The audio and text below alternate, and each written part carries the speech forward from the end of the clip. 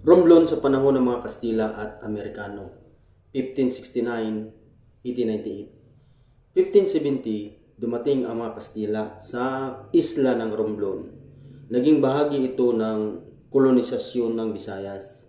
1582, ang Romblon ay isinailalim sa encomienda system kung saan kinukolekta ang buwis ng mga Kastila. 1635, naitatag ang Romblon bilang isang pueblo or bayan at naging sentro ng pamahalaan sa isla. Sa panahong ito, palipat-lipat ang administrasyon ng Romblon. Minsan ay sakop ng Capiz, minsan naman ay kabilang sa Mindoro. Madalas ding nakaranas ang Romblon ng pananalakay ng mga Moro pirates, kaya nagtayo ng mga bantayan, kuta at simbahan, karaniwan sabay na panlaban at panrelihiyon. Malaki ang impluensya ng simbahang Katolika na ipakalat ang Kristyanismo, na ipatupad ang sistemang barangay at pueblo.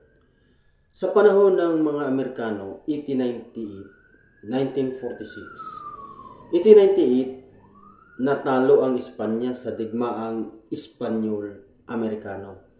Napasailalim ang Pilipinas sa mga Amerikano. 1901, isinailalim ng mga Amerikano ang Romblon bilang sub-province ng Capiz. March 10, 1917, opisyal na naging ganap na probinsya ang Romblon sa bisa ng Act Number 2724. Mga pagbabago sa ilalim ng mga Amerikano. Sekular na edukasyon or pagtatayo ng mga pampublikong paaralan. Demokratikong pamahalaan. Sumayhalalan, lokal na opisyal, pagpapaunlad ng transportasyon at kalakalan.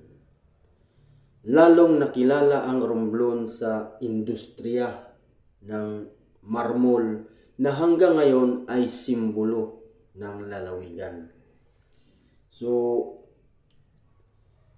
Kastila, Kristyanismo, encomienda, simbahan, panlaban sa pirata.